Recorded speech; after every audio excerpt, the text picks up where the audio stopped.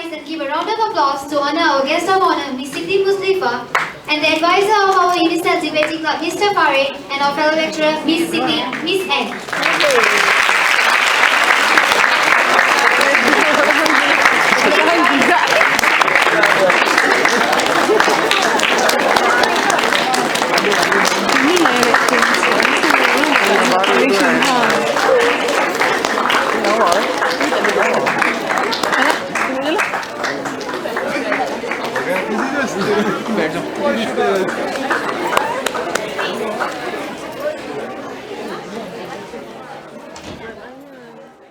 I request all audience to please switch off your phone or put it on silent.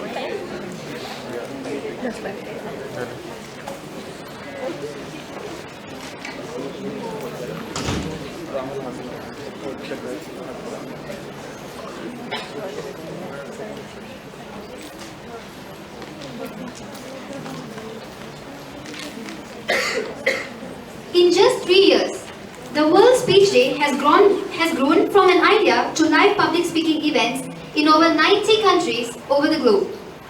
Today, let's celebrate the simple power of a speech that could change our lives. Good evening, ladies and gentlemen, fellow guests and participants. How are you all doing today?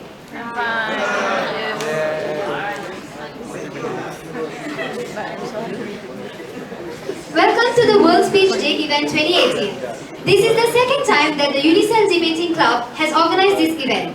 Give them a round of applause for putting up this event successfully.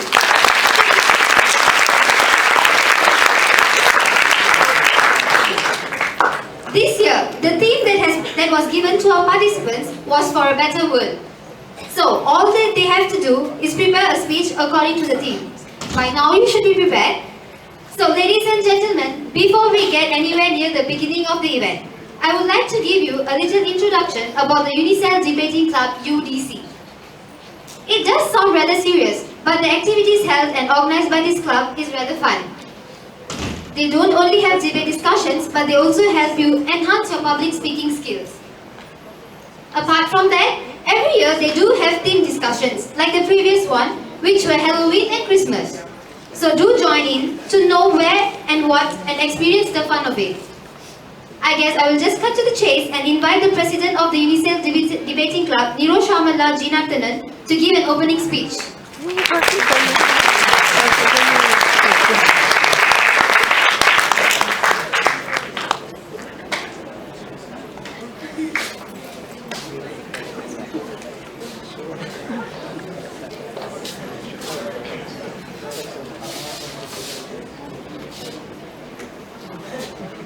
Hi everyone, hello, good evening. That is sweet. So you guys already know my name and I'm the president for my club, Unisel Debating Club. Thank you very much for coming today. I really do appreciate it. After everything we had to do, this is definitely, I don't know, too sweet for me to handle. First of all, Unisel Debating Club has actually conducted this before, last year. I don't know how many of you know this. And with all the problems we had to face, we made it a success. And thank you very much for making this also a success. Hopefully, it will be a success.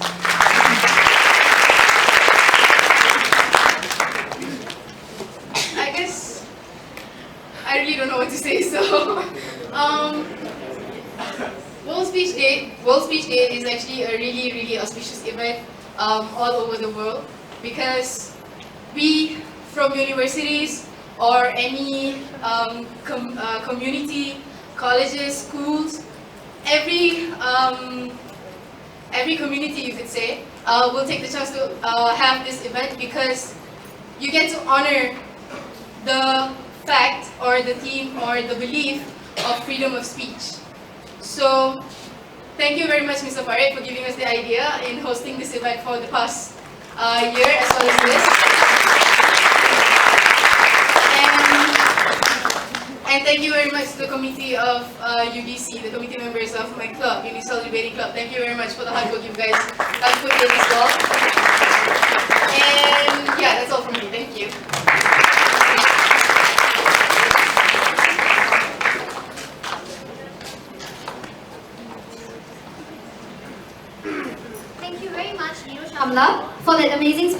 And I would like to call upon Mr. Farid Latte as the advisor of the club to give us his speech.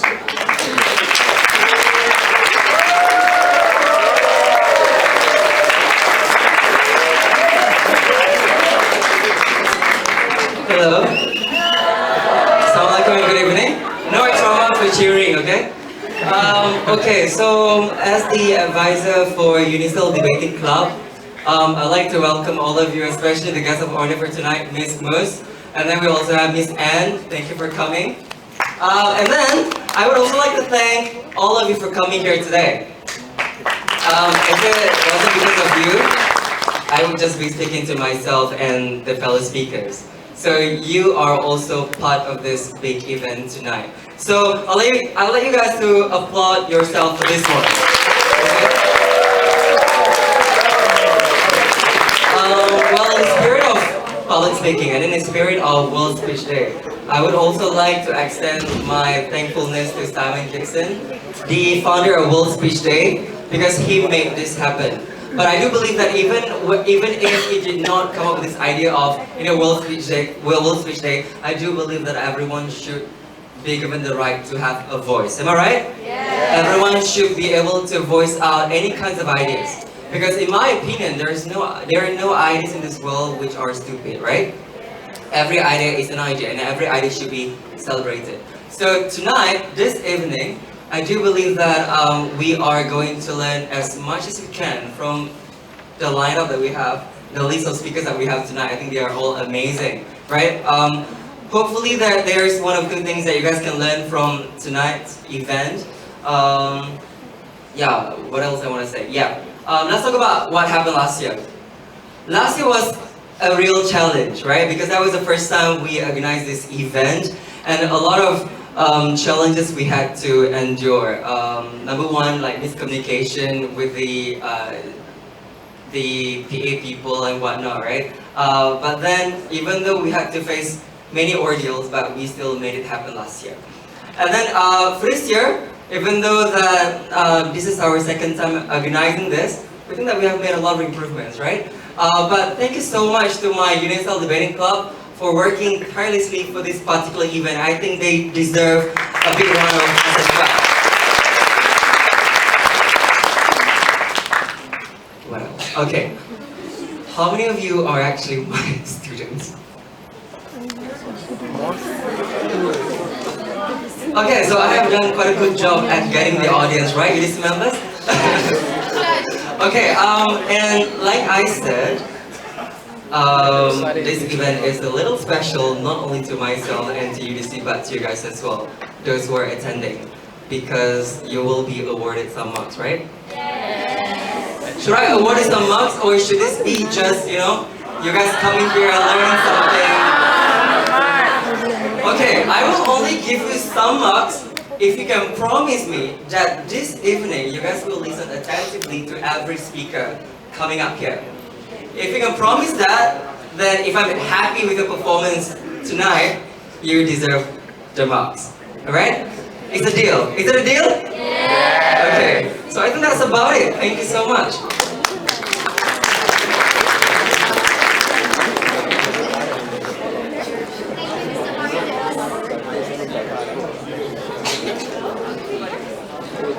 Thank you, Mr. Farid. That was such a sweet and cute speech. Thank you.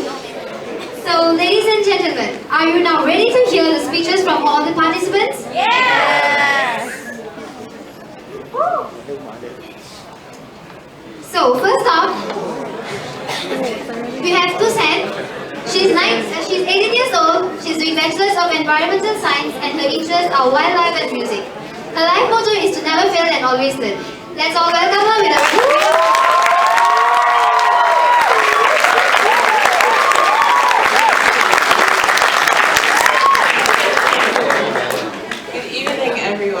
My name is Tisankine. This evening I would like to talk to everybody about a topic that is very dear to my heart, which is wildlife conservation, and in particular lion conservation. Now, conservation itself is the preservation of and restoration and protection of the natural environment and wildlife. Now, lion conservation in particular, I know everyone's wondering why lion conservation, because lion conservation plays an important role in our ecosystem. Lions right now are a very vulnerable species because they're increasing by number. This year alone, every year, 600 lions are killed by tourists and by people hunting, of course, poaching and all that stuff. And lions are killed mainly because of their manes. People make carpets from lions, people make handbags, people make shoes from lion skin. Lions are depreciating or are decreasing in number as the years go by. Right now, 43%, lions have decreased by 43%, and 15 countries in Africa, 15 countries in Africa have no lions at all. The lions are extinct. Why lions are important is because, I'm sure everybody knows what a herbivore is. An animal that only eats grass, yes. Because if herbivores increase in number, and this causes competition among herbivores, and that's reducing biodiversity.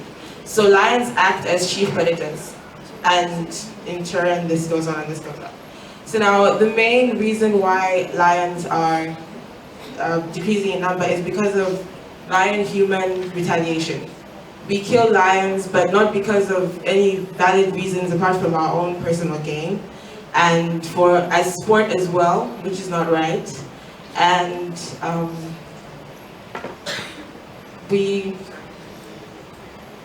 lions are a very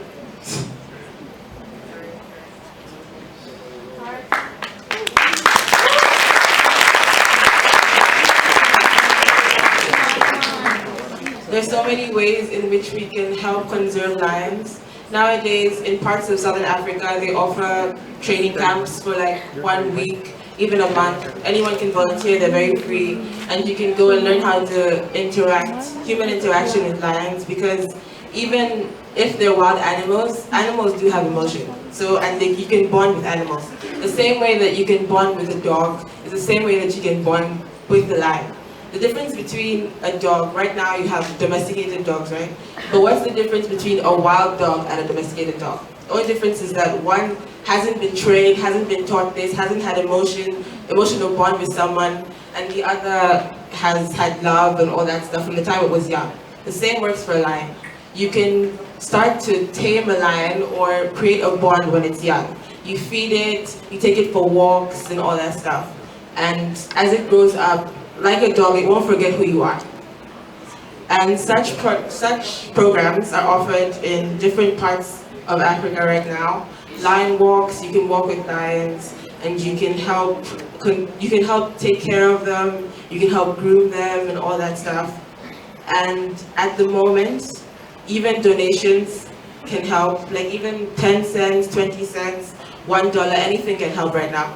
So another way in which we can help lions is by tracking them. If you let lions in the wild, or you have like what we have back home, safaris, where lions are everywhere and all that stuff. And how you can control or help take care of them is by putting tracking devices. So whenever a lion is injured, maybe it was playing around or something like that, it can have attention immediately. Something, yeah.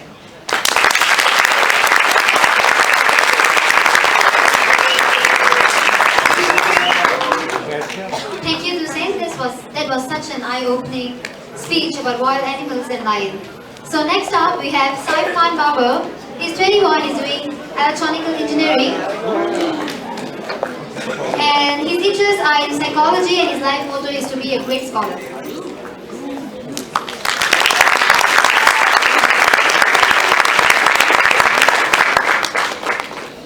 Assalamualaikum warahmatullahi wabarakatuh, and my name is Seth. Actually, my full name is Seth Rahman. I hope you can hear me. No, you can hear me? Can you hear me now? Yeah. Okay.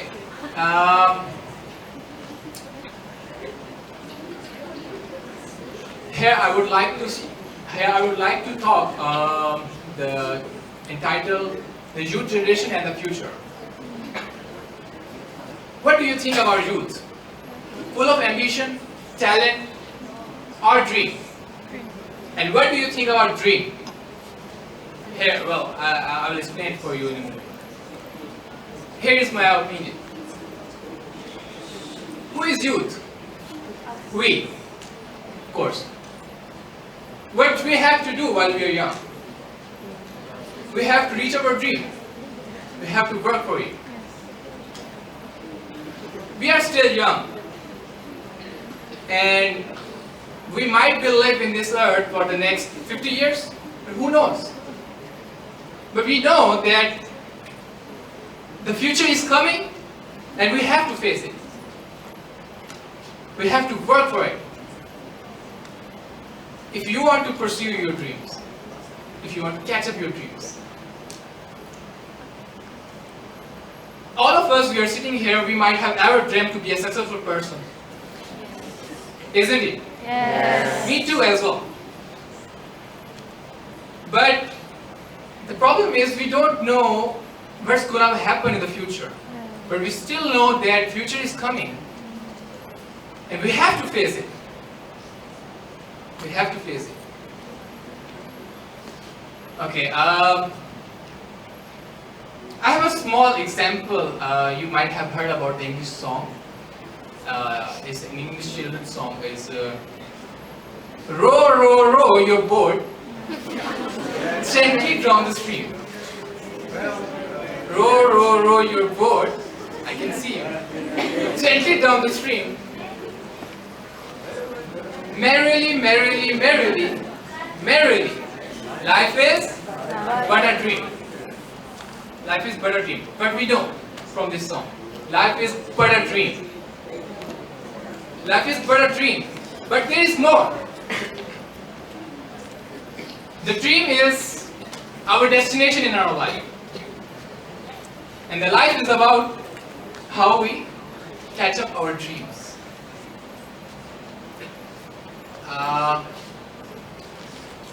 Somebody said that God has written down our fate. Let's say this paper, it's a fate that God has written for us. Can we change it? Can. But only the strong, willing people can change your fate and make it a better story or maybe the legendary story. But only the strong, willing people. You have to work for it. You have to work for it. You have to understand that what you have to do now, that it's going to benefit you in the future. I mean, if you have ever dreamt to be a successful person or you have the dreams in your life for the future, you have to work for it now. Not tomorrow, not next week. Start working hard from now. And you know what?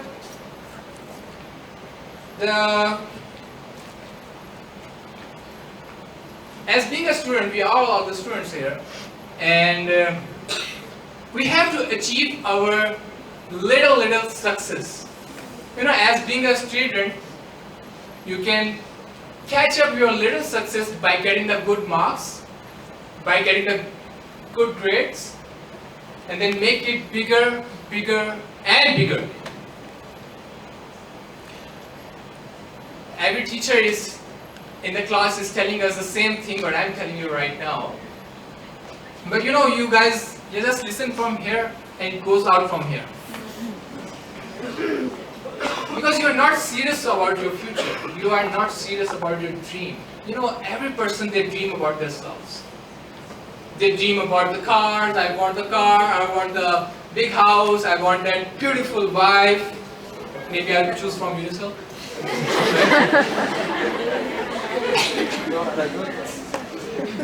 If you need a wife, maybe from Unisel or from Malaysia, you have to work for it, right? Yes. You will go on a date for that too. So you will work with this. Okay, it's just a joke. So You don't have to be perfect, or you don't have to be a very legendary student in your class, because not everyone will become a teacher or a scientist in the future. Everyone has his own way to reach their goal, to reach their dreams. You have to prepare for it. As my father said, that if you know what you are capable of, if you know what you can do, you can pursue your dreams. It will be very easy for you to understand your future. Otherwise, never. If you don't know about yourself inside of you, you can never pursue your dreams. You will just waste your life. You know, in our society, so many children, they lost their dreams. They don't do nothing. They're just wasting their time. They don't have anything to hold on. Why? Why is that? Because they're not sincere with themselves. And majority of us, sorry to say, we are also not sincere with ourselves. And as we have the title for today's speech is World as a Better Place, it's also included in this. You know, you guys are sitting here, you're not thinking for yourself, how are you gonna make the better place, this world? I mean, everybody come in this world, they spend their life, they die eventually. You don't want to do anything special that will make your life, that will make your name in front of the world. You don't have that dream. You just have the dream to make to get married with a beautiful wife or get the graduation from here. You want to spend a lot of the money to go around in the world. That's just your dreams. Get the Mercedes and the BMWs, or with the good look. That's your dream. Man, if you have a dream, so please, try to make your society better. Try to make this world better. Give something yours. So, I guess I have already taken too much of your time. I can see some of those guys, they are sleeping. I also sleep for while sitting with it. No problem. So, thank you for listening. That's all from me. And wait. I have two more sentences.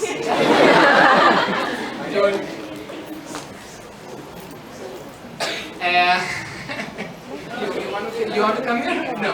Okay. So,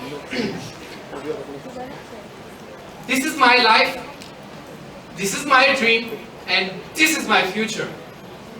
Thank you for listening. Please be serious about your future. Be serious about it.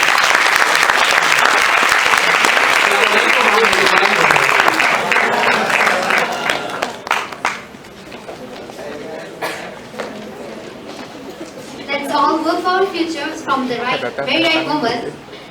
Thank you, Saif Khan. And next up we have Harry Kumagi. He's 22 years old and he's doing Bachelor of Biotechnology. He likes studying documentaries, and to read some or learn some is his life motto. So let's welcome him with a very loud round of applause.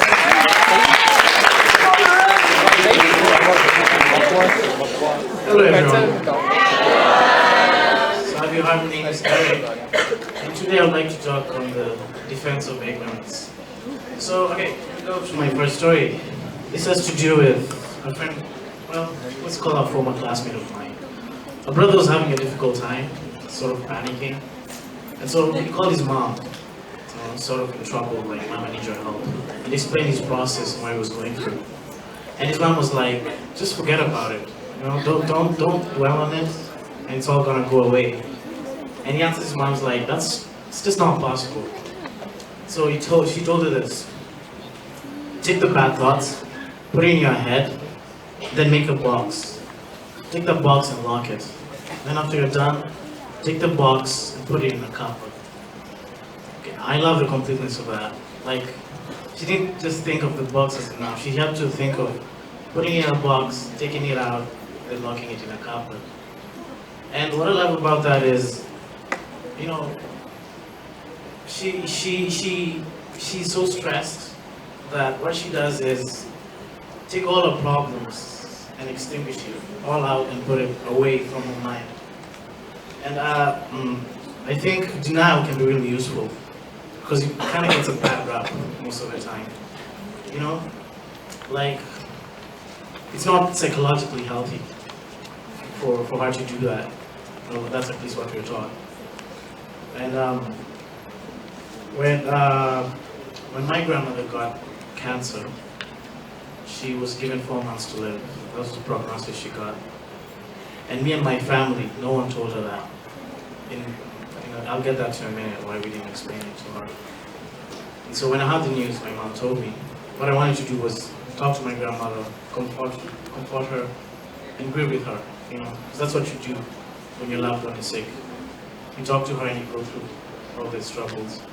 But I couldn't do that. So it's customary back home where I'm from in Kenya for doctors to give the bad news to the family and not the patient, especially when that patient is old. And the doctor advised my mother to please tell my grandmother what she's going through and to hospitalize her. But in order to hospitalize her, we have to first tell her that she's sick. And that was a no-go for her.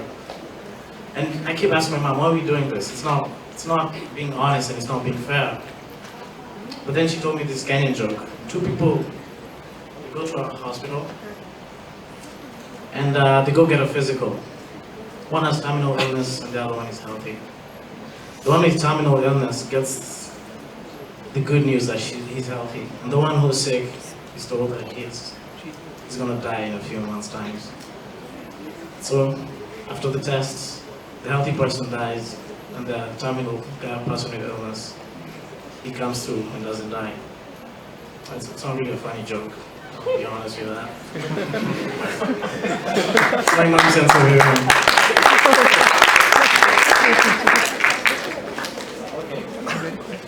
So my family got a second opinion, then a third opinion, same prognosis, 3 months to live. And that's all we could do after that. We didn't get a full prognosis. My mom decided she's gonna mock up a fake medical report and then give it to my grandmother.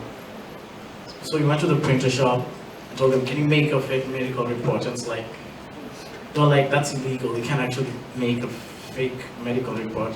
So they say, but if you make one, you can photocopy for it. So my mom went to a website. She downloaded every medical information that she knows, marked it up, and then photocopied it and gave it to my grandma. So she tells me that in 2007, after obviously we protested this, we actually forming documents legally and lying to the person we love about everything. She told me in 2007, my grandmother was also diagnosed with breast cancer. It's not unusual for someone her age. She was 70 years old. And she didn't tell anyone. She told none of us. She didn't tell my uncle, she didn't tell my cousins, she told no one about this. She got a mastectomy and wore a prosthetic breast the entire time. She tells us she didn't tell her this because she didn't want us to worry. She didn't want us to be stressed out. Because if we get stressed out, she gets stressed out. That makes her feel bad. So I think that's the way my mom and everyone else were kind of rationalizing in their head, maybe to make themselves feel better. No problem. So I decided to Skype my grandmother almost every day. I'm sure she thought it was odd. Why am I calling her every day? I never used to do that, but I decided to do that. Call her every day just to check up on her. Then one day she got a cough. She would just not stop coughing. This went on for a few weeks. It got worse than she said, I think I have to go to the hospital and get this checked up. And my mom she freaked out and campaigned for her not to go and said, it's all right, you don't have to go. So yeah, she convinced her and in the end, she didn't go to the hospital. It's been 3 years since, and she still goes for a checkup, and it's the same prognosis. You've got 4 months to live, the kids telling her. And again, it's 4 months to live. My mom doesn't even bother making up a fake medical report. She just tells us she lost it. And she goes through it every day. So, everybody in my family has a story for this. My mom thinks her life is the one that helped my grandmother through all this. It's the one that gave her joy. It didn't stress her out. You know, as she always tells me, if I told her the big news, she would be self-depressed. She wouldn't eat, she wouldn't sleep, she would lose interest in life, basically. And so, my uncle, well, he also has a theory. He says the probiotics he's been buying in Japan that's helping her out. I don't think there's clear answers to this. So, one question I'm going to ask myself is, how does this fit to the theme of today, which is for better oral? I don't exactly know. What I do know is I can share stories with you people, and hope the stories can, show you some perspectives. Because I don't have the answers, I don't know how to make this world a better place. All I know is I can share a story about how this story made my life better. It may not be ethical or fair, but for me, ignorance is bliss. Thank you very much.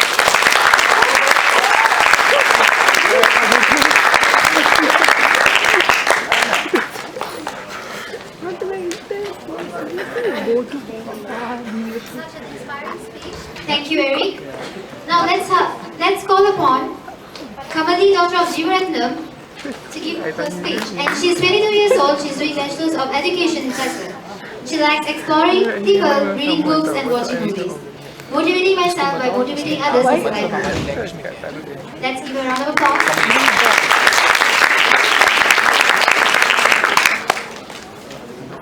Hey, good evening everybody here. Are you all doing fine today? Yeah. Okay, just want to know, to make sure, have you all volunteered for anything today?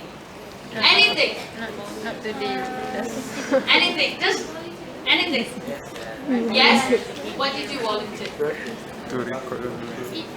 Wait, hold on. Sacrificing my time for my friend. Okay, he volunteered to sacrifice his time for his friends. Okay, that's a good thing. Did your friend appreciate you? Yes? Good? Okay, that's nice to hear. Give a round of applause to him. Okay, good evening to everybody, to my respected guests and my former lecturer out there, and lovable people in the room. Give a round of applause to all of you because you have attended your volunteered an event today. Okay, so what is volunteerism? Anybody know? No? No? It's a volunteer labor, especially in community service. To put it simple, it's an offer to do something. From picking up rubbish and to the biggest opportunity in your life, it has volunteerism. So, what do you think about volunteerism? Do you think it has benefit to all of you? Yes? Volunteerism has benefits to all of us here. First of all, it helps you to develop a new skill, to practice skills. Volunteerism creates an opportunity to practice skills, and it's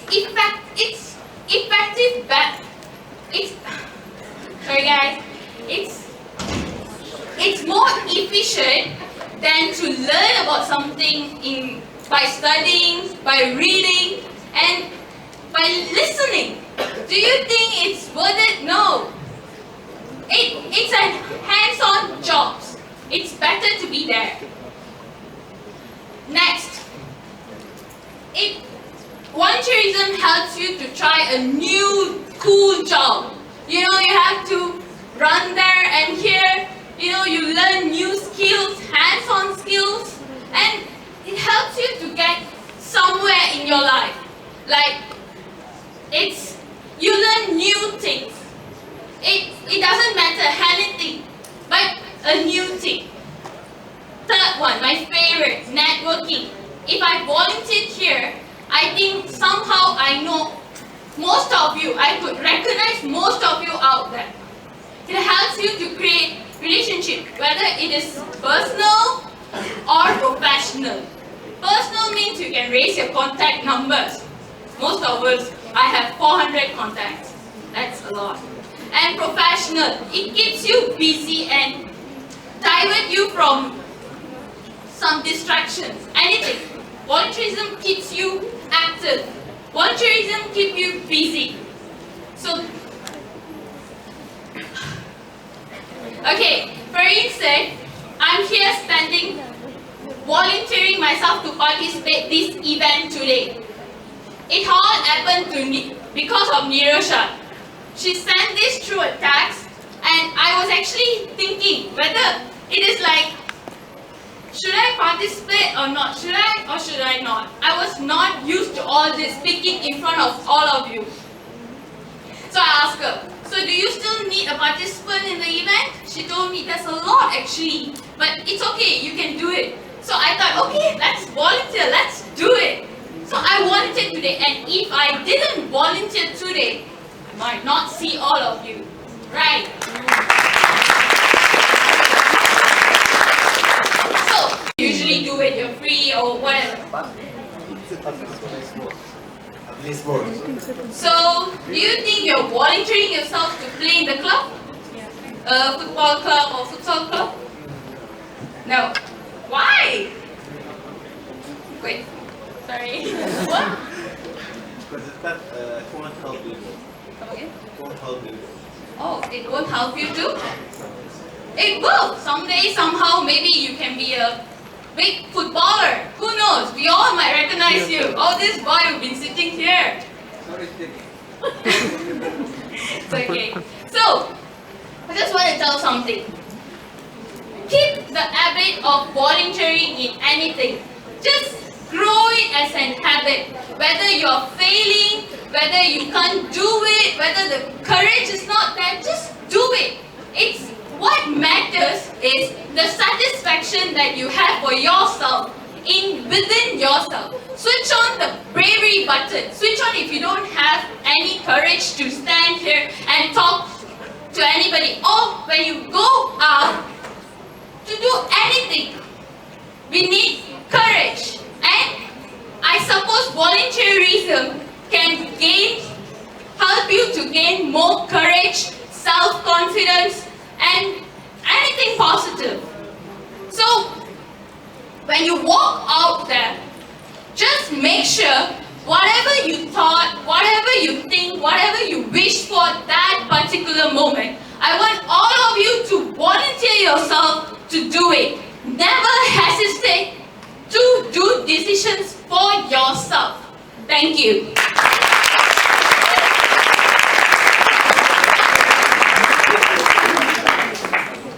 Thanks for volunteering yourself and being a part of this World Speech Day Committee.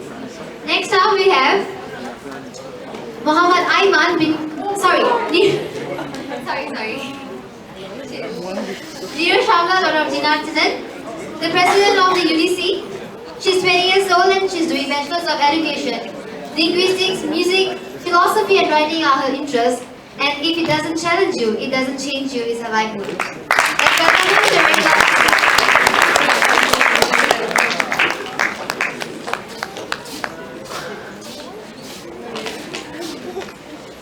Okay, this is scary. Very good evening to you guys again. Hi, hello. Please be awake. Alright, please be awake. Okay, so for my speech, thoughts for a better world.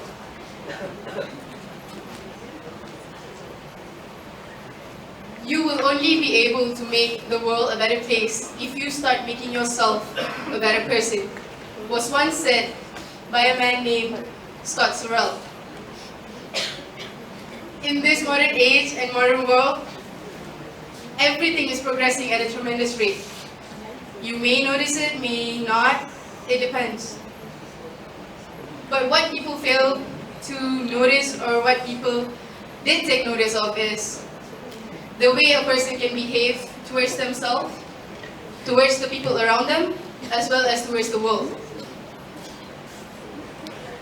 There are certain situations where a person would criticize themselves, would look down on themselves, would think, their self-worth is just not there because they don't think they can make it, they can't do it, they just give up. Well, I agree with Scott Sorrell's quote because unless you make a change for yourself, unless you start making changes or making yourself a better person, you will never be able to look at things in a positive manner.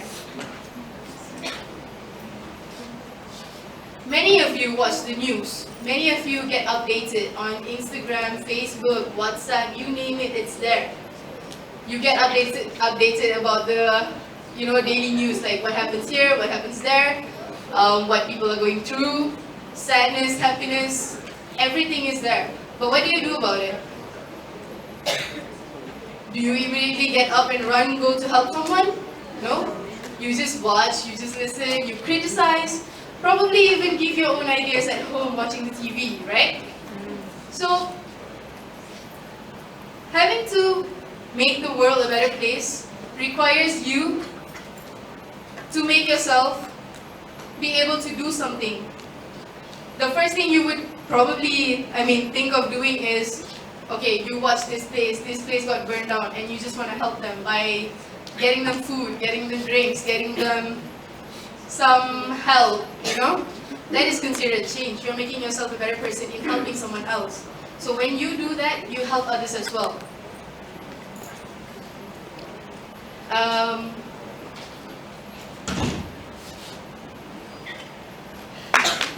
No,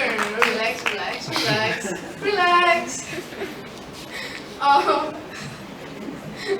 What people don't realize at this point is that the importance of being a better person is never in a person's heart or mind or thoughts in any days. How many of you here have thought about being a better person each and every day when you wake up, but then you end up doing nothing? You wake up each and every day and you end up doing nothing. Why do you think that happens? Is it because you don't have the motivation, or you just really don't want to get up and do something? Right? That's usually just how you feel, right? Yeah, so what I'm trying to put into view is you have to do something about it. Like what I did when I was back in school. Let me tell you a little secret, okay? Please keep this here, yeah? I'm not going to be a secret, but it's okay. Back in school, about 3 years ago, I was a terrible student. Can you believe that? Yeah, I really was, trust me. I did not score good. I was not doing so well with my exams. I was just not the best student there. And on the last day of my SPM paper, I actually gave up.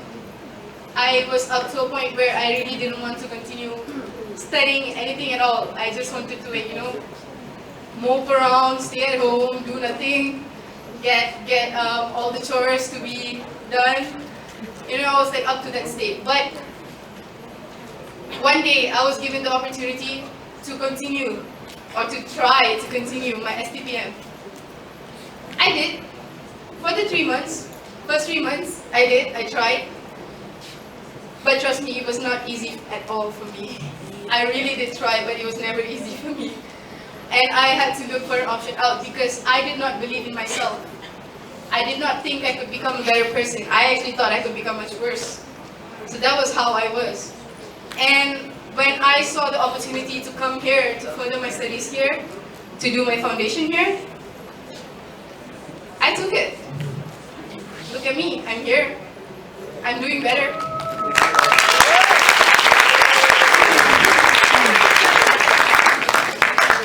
I actually became, not to brag, but I actually became one of the smart kids in class. I scored good, I did well. No one was easy at times, yeah, but I still did what I could. I involved myself in having to be the club's president.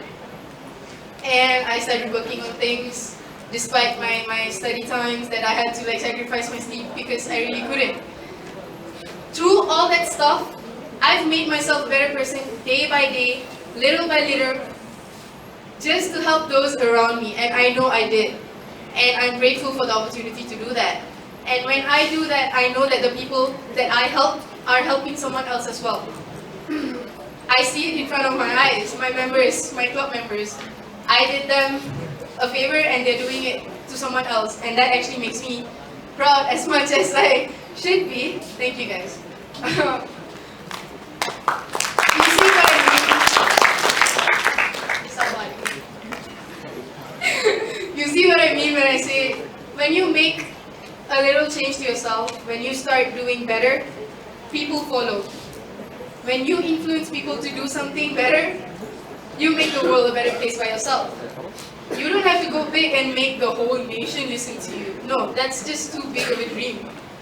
But you can always start small from wherever you are. Be the person that you want the world to be, and the others will follow. Always remember that nothing is perfect. Everybody can change. So make yourself a better person. Thank you.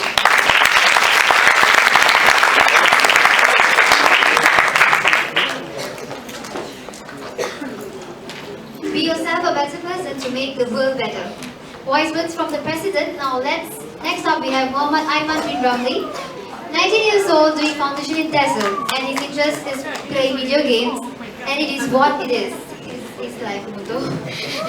Amazing.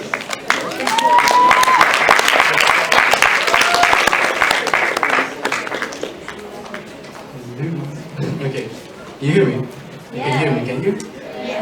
Alright, cool. So, a better world. What do you think in a better world? No, in fact, I'll give you a choice. If you had the chance to change the world, what would you do? What would you change? Oh, you. Oh, your hand was raised. You have a chance. Go on, I'll listen. Come on. You're a guy. Come on. You are a guy, right? No? Oh, okay. Maybe you're not tonight, then. Okay. So, changing the world. Sorry. Maybe if you had a chance, maybe you'll stop wars. After all, people are dying. Right? Maybe you'll give women equal rights. After all, women deserve it fair, right? Yes, behind that. Maybe you want to end racism. Oh, yes! Again, it doesn't matter who you are, right? It only matters who you are at the end of the day. We're all humans, correct? Yes. Again, to me, these are all fair answers. But personally, they never feel like my answer. I feel like we're so concentrating on all the big aspects, war, feminism, and yes, probably. And yes, I get that, and I respect that, even though it's done by you. And I respect that. But I feel like we've forgotten something. We have forgotten something very important in our lives. Can someone give me something? The simplest thing you can give someone. What is it? Can someone guess that? Money. No, correct. Yes, but what I'm referring to is kindness. The simplest thing you can give someone is your kindness. That's it. Let me tell you guys a story. So me and my friend, we go to KLCC, and we tried going to the KLCC park. You guys know how there's a big glass door blocking the way, and you have to push it away? Yeah, I was going through that door, and this one guy slammed the door in my face. Like, smack dab, I was there, smashed, my face. I was on the ground, my nose was bleeding. I was hit, for real. I was angry, I was so mad. I mean, if that was you, what would you feel? Would you feel happy? Getting a glass door slammed on your face? No. Someone said yes. Damn, are you like a masochist? Anyways, yes, I was angry. And I thought I should do that to someone else, I should avenge myself. I should slam the door on someone else's face. Yes. But I didn't do that. I tried to do it, but for some reason my hand stopped. So I was awkwardly holding the door for someone, and they were looking at me like I was some kind of weirdo. Like, what are you doing? But then they realized, oh, you will, like, they looked at me like a weirdo, and then they looked at me, and they realized, oh, I saved them from the door. And then they said, thank you. And then we never saw each other again, just like that. And it felt weird. Their reaction was so weird. They looked at you like some kind of savior, some kind of superhero. And all I did was hold the door open. And even then, accidentally. So I tried doing this over and over again. I tried holding doors open for various people. And most of the time, the reaction was the same. People would look at you like you're some kind of weirdo when you do something nice to them. Especially strangers. Like if you help open the door for like an old lady, she'd look at you like, are you okay? Are you sick? Are you crazy? Yeah, for real, I'm not joking. And I get the same response over and over again. Like here's the thing. So I evolved my ways a bit, okay? Here's the thing. I tried saying thank you to a cashier. Crazy, right? So yeah. You end up, trust me, if you do this, you'll end up in this weird situation where both you and the cashier said thank you at the same time.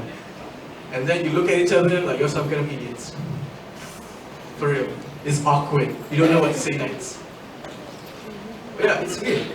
So I tried doing this to the same cashier over and over again. And every single time, we'd say thank you at the same time. And there would be like 5 seconds of awkward silence. Yes. But eventually, this guy went up to me when I was in like 7-Eleven. He went up to me, we talked. And he said, yeah man, like he said to me, you said you're the guy that says thank you to me, right? I said, yeah, I am the guy. And he said, thanks man. Just, all he did was say thanks because of me, apparently, I made his day better for some odd reason. And all I did was say thanks. For some reason, I made his work a lot easier. And all I did was say thanks. That's it. I just thanked someone because they helped me. I know, it's crazy.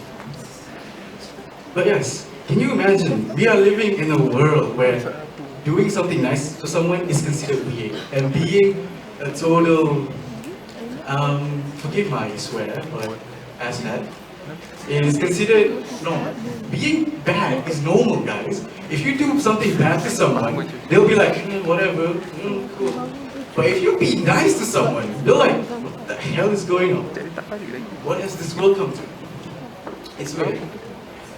But yes, what I'm trying to say is, be nice to someone.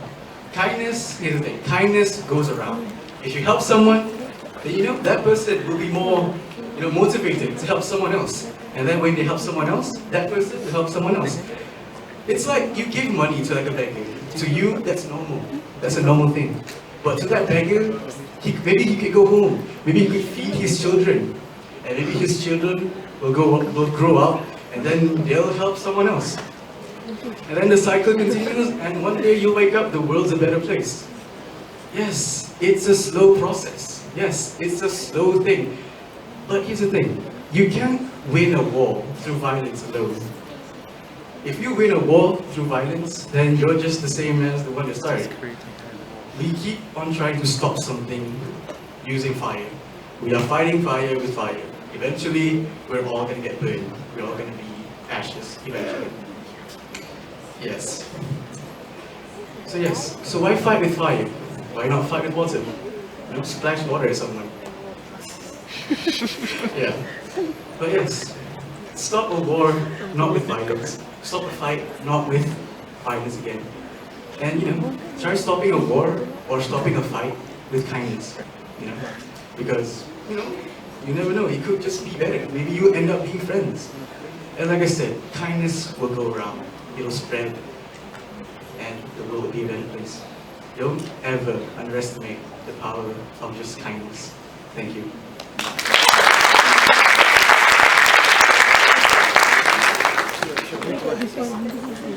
Let's all spread kindness to each other. And now, I would like to call upon Siti Nur Shafika binti Mahmood, 18 years old, doing foundation in TESOL. The interests are reading and writing and life is like an ocean. Don't fight the waves, go with the flow is a life.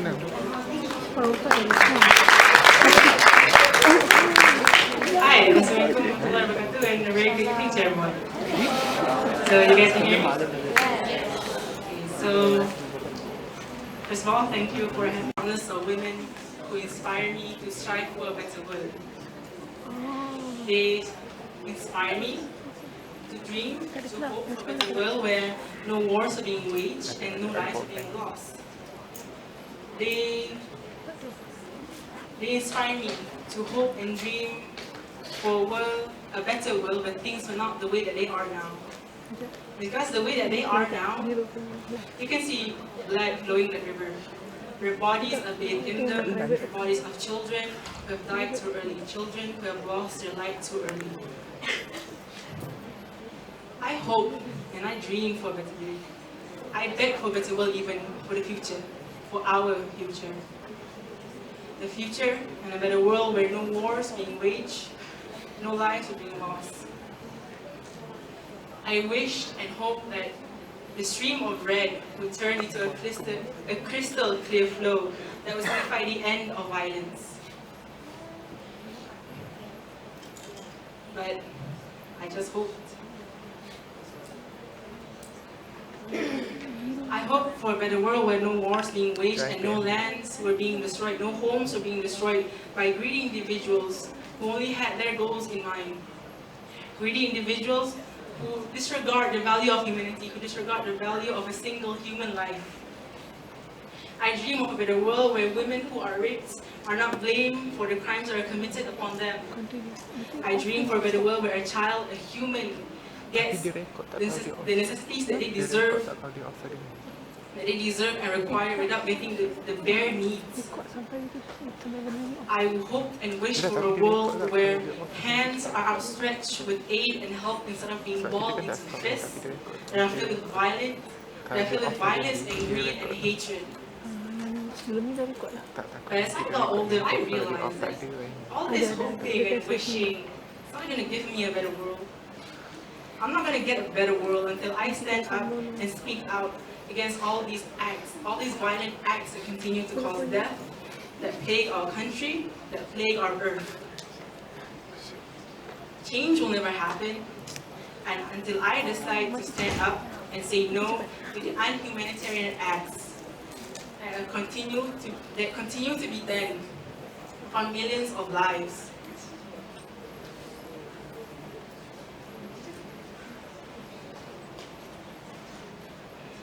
And you know what?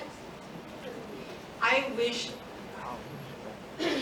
and the world will not get better until I speak out and say no, until I speak out and say no to the wars that are being waged unnecessarily, that continue to rob thousands of lives, millions of lives without a single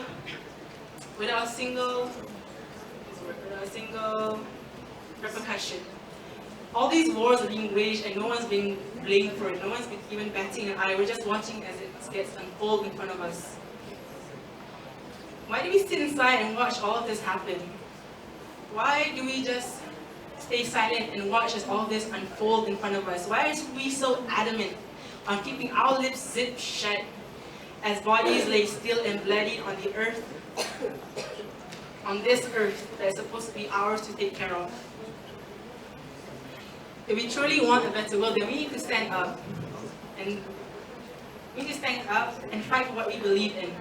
Stand up and fight for women's rights if you truly believe in it. Stand up and fight against all these unnecessary acts of war that continue to rob millions of lives. Because if you truly want change, then you need to change the world. Take a stand by living a healthier, happier, better life. You and I, ladies and gentlemen, are the change. We are what make this world a better place. We live in this world but we don't do anything to change it. How are we supposed to get a better world? We are the change. Maybe we should try to improve ourselves, and by improving ourselves, we can improve the world in the process. Because, ladies and gentlemen, the world is but a clam, and you are the pearl that shines within it. Thank you.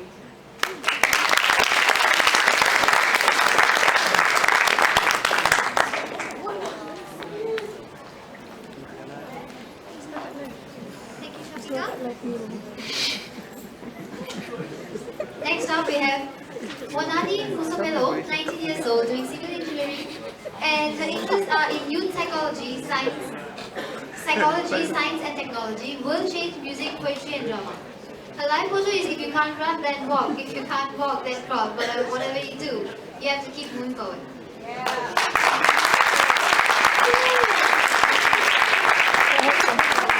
First of all, I'm not sorry about the extra long thing. It's okay. That's how I do things, extra. Anyway, yeah, I don't have to say my name again. The theme we were given was making the world a better place, like how you can make the world a better place. I'm not exactly going to go in the cliche, be kind or all that. I respect all that, yeah, we have to do that, but then I'm going to be very basic and I'll go to the roots of the thing. We can't exactly change the world we live in right now. We can't do much to like give it a complete turnaround. That's a very big dream, unrealistic dream. But what we can do is make the world a better place for the next generation, for your children, for yourselves. We can make it a better place. So the world we're living in right now is in constant turmoil. Human beings will never be enough and perfect. Thank you for your words, Tayari. Next up, we have Admira Joseph. She's 19 and doing foundation in test. She likes poetry and books, and her life motto is don't give a fuck when the circumstance forces you to otherwise. Don't. Welcome, Admira.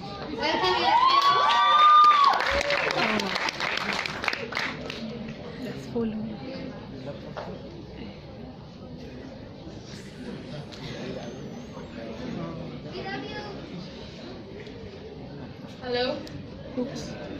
Sorry. I don't think I should use the mic. Can y'all hear me? No. Hello? Hello? Okay, fine. Please come on. Good evening, fellow guests, participants, and ladies and gentlemen. I am going to recite a poem on money. Do lend me your ears as I drag you into this so-called pilgrimage of what's new. Money. I am so disturbed by the thought of what money can do to us. I am so freaking disturbed by the importance given to fame, gold, and expensive cars, aren't you? Money can take you to places. Money can get you an education. Money can put a roof over your head. Literally, money can screw you over. It can buy you the things you never even wanted until your friends got them. Gucci bags, Prada shoes, Chanel perfumes, Rolex watches. It can allow you to travel the world, see new faces, learn new cultures, eat the foods and tan in beaches. Because apparently, they have better suns rising in Florida than in India. Oh, and chocolates only taste amazing in Switzerland and Belgium. Money can get you a lottery ticket. Burn your luck and let you hope the very next day that you hit jackpot. But sadly, the money that you boxed in isn't enough to even reach $1,000. Jackpot, you're broke. Jackpot, it's not your win. Money can get you a tattoo of the name of your love, only to find her cheating on you the very next day.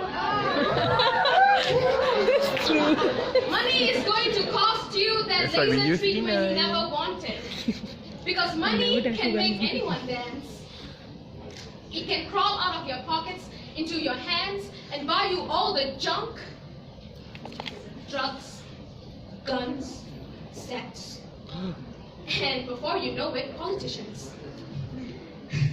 Ministers of education, CEO of companies, shareholders, I salute you, we salute you.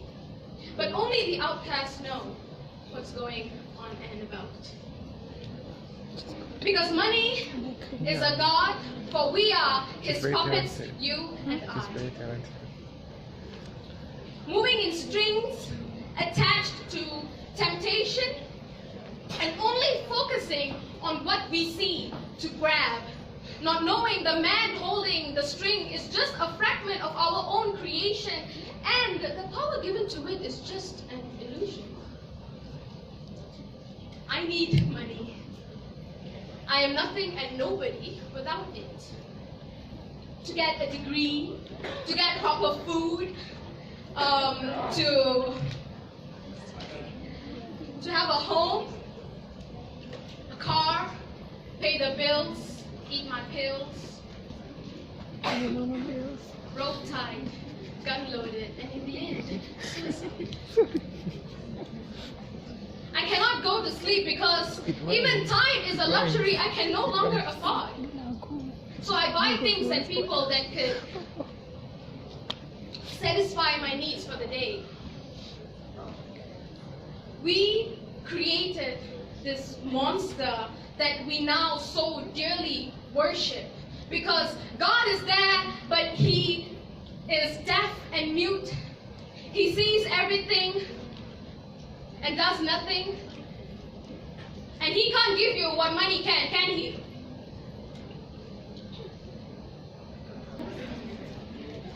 Money is the reason why we feel like we need it in order to just breathe. Because this demon has all the power to crawl up to our necks, strangle us like a serpent, but you, my love, you don't know pain because the fruit of this thing is way too sweet for anyone at all. But then again, they even say, but it's money! I'm disgusted. Thank you.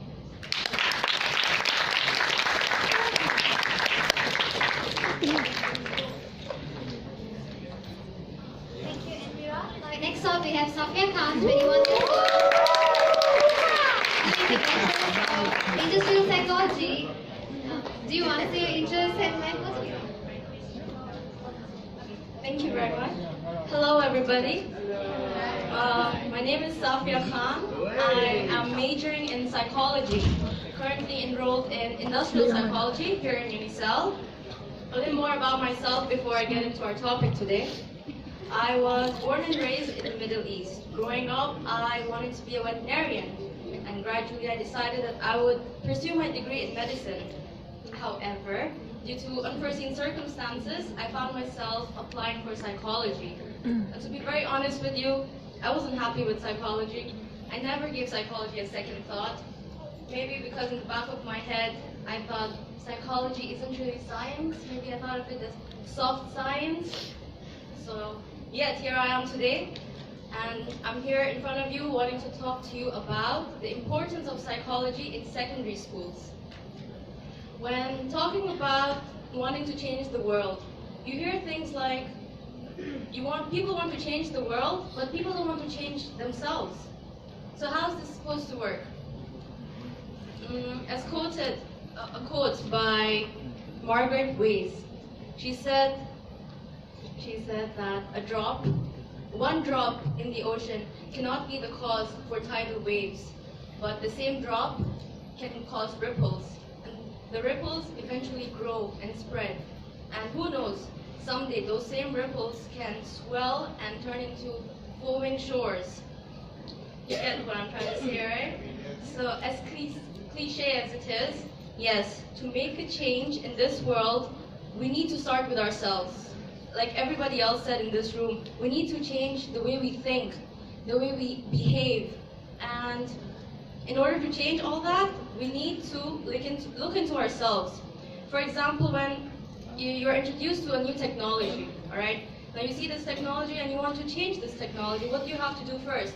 You have to see how it functions. You have to see the parts that it's built of. You need to look into it and see how it operates. And only after understanding how the technology works can you make improvements to it, right? Same goes for human beings. human beings, words are, what's the computer's brain? I don't know. Okay, so the brain, alright, now psychology. As defined by the American Psychological Association, psychology, what is psychology? Psychology is the scientific study of the human mind and behavior. Psychology focuses on three major aspects. Those three major aspects being cognitive, including your mind, your thoughts.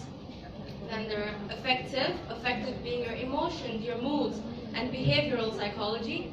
Those are your actions, right? Now, when people think about psychology, the first thing, if I were to go back home and tell my neighbors, I'm doing psychology, the first thought that comes to their mind is probably clinical psychology. People think psychology is all about the abnormalities with the human mind. But you need to understand, the first thing we need to understand as human beings, as a race, is how the normal human mind functions. Now, how can you educate yourself? How can you learn? You need to educate yourselves, and only through education. Now, when I started my degree in Unisel, when I started psychology, through my first year, I was exposed to a lot of different factors in life, including the people around me and the things that happened to me. And every day when I would go to class, I would learn about things. I would learn things that I could relate to myself. The things that I'm learning through slides, through books, I could relate. I found that it was so easy for me to relate them to myself. Some things like abstract psychology, how easily I could relate it to the concrete world we live in. Now, everything starting from child development, how I was raised, my parents, my neighbors, the environment I grew up in, all of that affects who I am today, who I am right now. And all of you need to know that as well. When I was in my first year, I thought to myself, why didn't I learn about psychology in school? And I asked my friend next to him, like, did you have psychology as a subject in high school, or when you were in high school in Malaysia? And she told me, no, psychology was not a subject. Now, my point here is, I can't say anything that I would like the education system to, introduce this. But it is something we can all do. We can all go pick up a book about psychology and try to understand ourselves, try to understand why we are the way we are. Why do we think the way we think? Why do we feel the way we feel about certain things? And why? Just why? All those questions that you have about yourselves, all those questions from why do some people commit homicide? Why do some people commit genocide? Why? Why do people like torturing other people? Why? All these questions can be answered through psychology. Only once you understand yourself and how your mind works and how the things that you go through on a daily basis can affect you, your thought, your dreams, your everything. Psychology covers every aspect of human experience. Literally everything, guys. So, in high school, when I was in high school, sociology was only introduced when the year I was graduating. The year I was graduating, my juniors told me that they're doing sociology, and I was like, oh, okay. We didn't get that opportunity, but it's never too late. Right now I'm doing psychology, and I'm so happy to be studying about this because the learning about psychology not only helps me as a human being, it does not just give me an insight on the smallest of fragments that make me who I am, but also all the generalities that make us a human species altogether. Right? It helps me interact with my friends better. It helps me understand the person I'm talking to, where they're coming from. It's actually become a joke. If I'm ever in a group of friends and we're talking about something, my first question to them would be, what happened to you during your childhood? And then they just start laughing because they think I'm starting a counseling session, asking them, what happened to you during your childhood? Did you go through any traumatic experiences that, you are like this? They think it's a joke, but it's not, guys. The smallest of things that happen to you during your childhood are affecting you the way you are today, right now. Can you believe that your sleeping position when you were a child can affect your personality and your character and your tolerance levels? No, nobody can relate those things. Nobody connects those things. But through psychology, you learn that everything is related. And people don't really look up to psychologists. Like, people do, I don't know, maybe they have a stigma or a stereotype against psychology. Okay. Because psychology takes a very long time. You know, you can't just, we don't work like normal doctors. You can't just come to us and tell us you have a problem and we give you medicine and you're fixed. No. Through psychology, first, before we do intervention, we need to take you in, we need to run some tests, we need to measure to what intensity are you affected through what happens to you. So yeah, I'm going to stop talking now. Thank you very much for listening.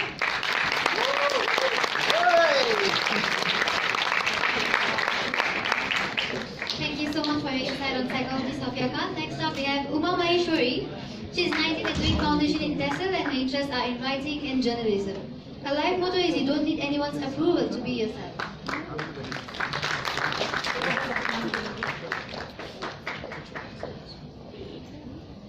Hello. Good day, everyone.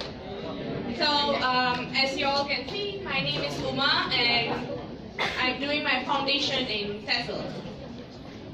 Now, the theme is for a better world, and I will start my speech right away. As a child, I always believed that the world was perfect.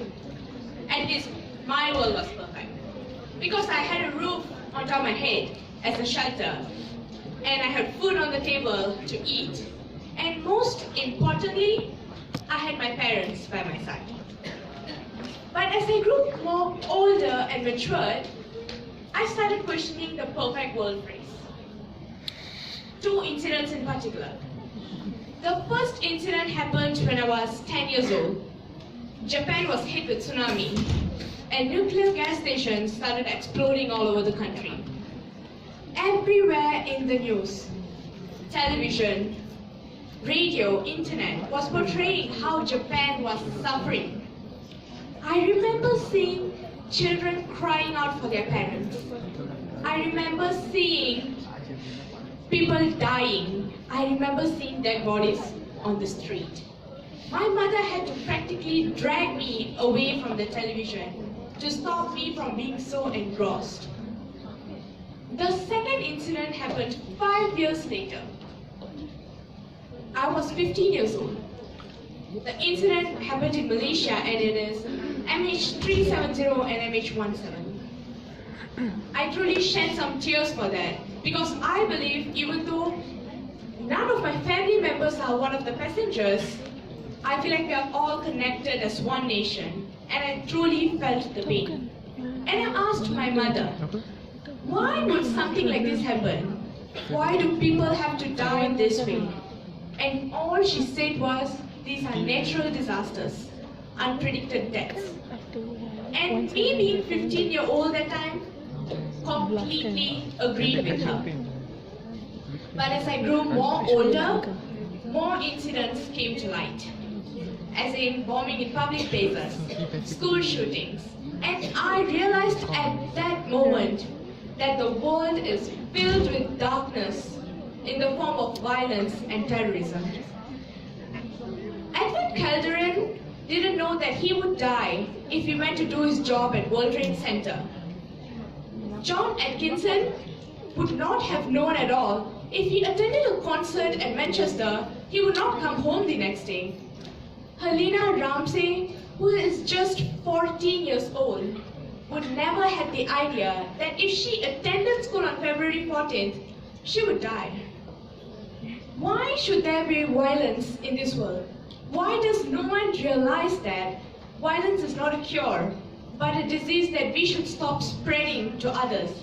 It is not a solution, but a problem that is becoming bigger and bigger. As humans, we all have the right to feel safe wherever we go. Then why in some countries, women don't feel safe going to office? Why in some countries, children feel unsafe going to school? Why do some of us hesitate to walk in a park?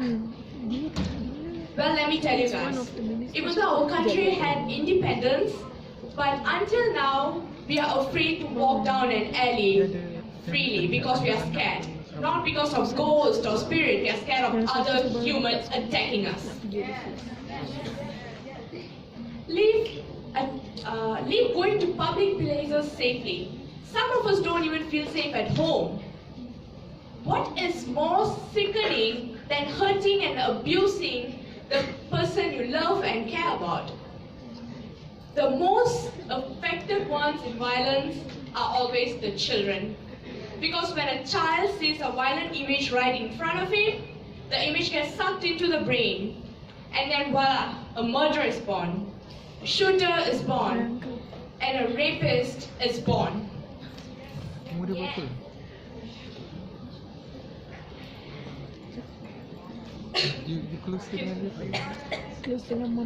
And a rapist is born. No matter what we do, why can't we change this? Isn't there any way we can change this at all? Can't we stop innocent people from dying? Because all I know is while writing this speech, I made up my mind that the next time I see something injustice happen, I would at least take a very small effort to do something about it. Because if the next day I find out that that incident happened and I could have prevented it, I would have that guilt for the rest of my life. And that would eat me up. Because right now, we humans have no humanity in them. We are selfish, including me. And always remember, this world is not only suffering because the bad people's violence, but the silence also given by the good people, as in all of us in this room. And let us all always remember, the war that we humans have to win against is the war against violence and terrorism. Thank you.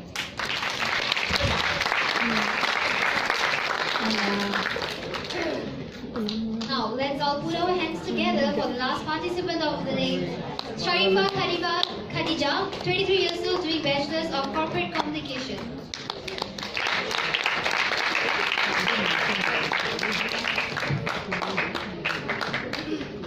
Okay, so before I start, I would like you all to excuse my roughly started voice right now. Okay? Okay,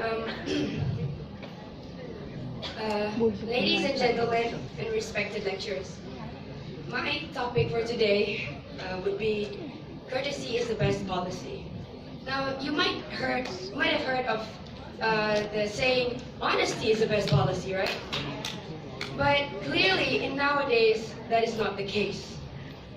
Okay, so I'm going to give you a situation, so I need all of your attention right now. So, as students, naturally, before we go to sleep every night, we set an alarm clock in our phones, correct? Say we have a class around 10 tomorrow. So we set an alarm just to be safe, 2 hours early, maybe around 8, okay? So you sleep knowing well that your alarm is definitely going to wake you up. True? Okay, so it happens that this night was raining, and you know how hot Shalam, I mean Selangor can be, right? So this one night it's raining and you had the best sleep of your life. Okay? And then you heard your alarm go off. But then you thought, it might just be my dream. It might be nothing. And then you wake up and you realize it's already 9 o'clock. Okay? Okay, so before I continue, everybody knows the Incredible Hulk, right? So I need you to understand the analogy that I'm going to use. Okay, so everybody has the Hulk living inside of them. Okay? And this Hulk represents anger. So, okay, so you're already late. So you have to get ready because you forgot to iron your clothes yesterday. Why? And then your patience is already this level, okay? So you get ready, putting on your best dress because today apparently is your presentation. So you have to meet up with everyone, right?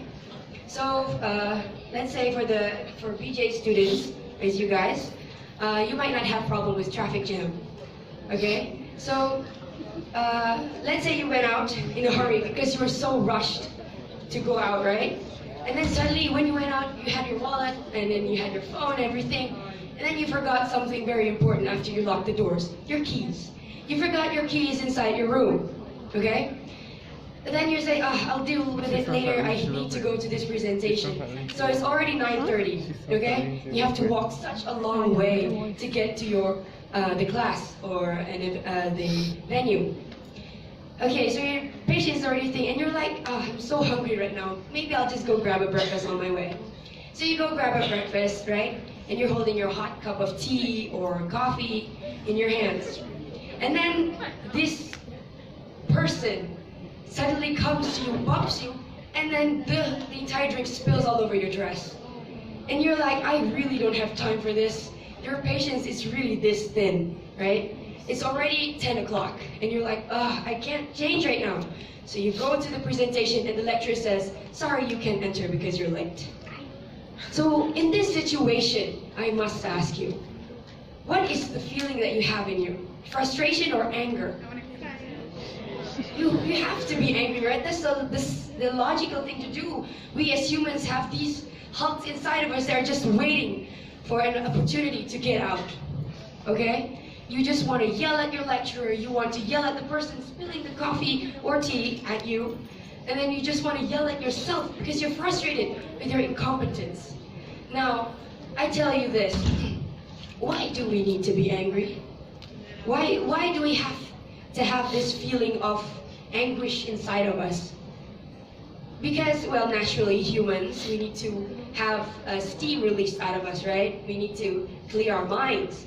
But is it right for us to project our anger to everyone else who doesn't know us personally and who doesn't know what we're going through? Okay, sorry. So my speech today is simple, okay? In order to make a better world, okay, people say that you have to make big changes, small changes, whatever. Okay, it's all up to you. But personally to me, if you want to make a better society, you have to tolerate. You have to learn to be patient because you are not the only person in this world. You are not the only person that has problems. You need to learn to control and manage that hulk that is just waiting to rip your emotions apart and just start yelling at everyone. Now, okay, so emotions are like, I'm sorry. So this is the seeds that make the biggest trees, right? You can't just I'm sorry. The seeds are making trees grow bigger. So you need to plant this feeling of tolerance towards each other. You need to learn to respect, be patient, and understand where people are coming from, because people are coming from different backgrounds and different profiles, different racial and ethnicity. Okay, so sorry. So my message is this: every time you feel like the hump inside you wants to go out, think about the people that are beside you. Think about the people that you might ruin relationships with because of your anger at that moment. And thank you. You're hungry, please bear with us. So now I would like to call upon our guest of honor, Ms. Siti Muslifa, accompanied by Mr. Farid and Ms. Anne, Sacrifice. to hand in the certificates to our participants. Can I get a certificate? We not volunteer.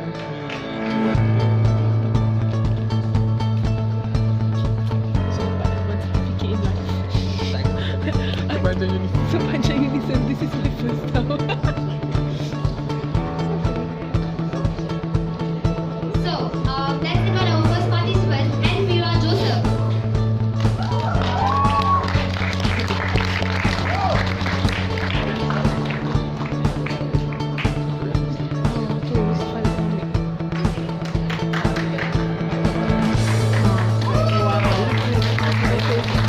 Our next participant, Safia Khan.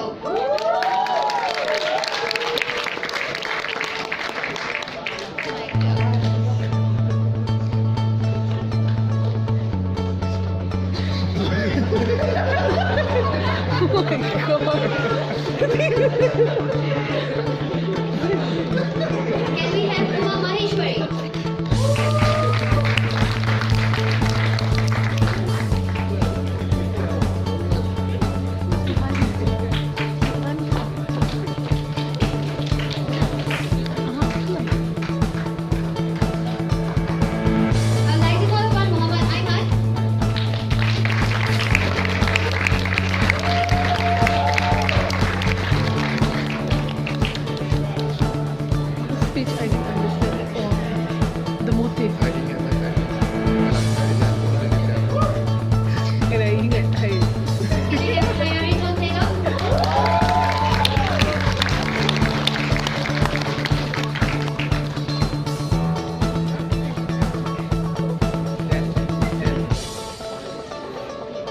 Mr. Farid is there.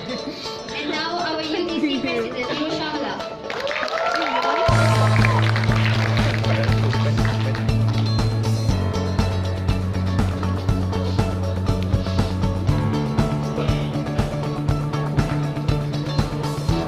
Can we have Sharifah Khadija?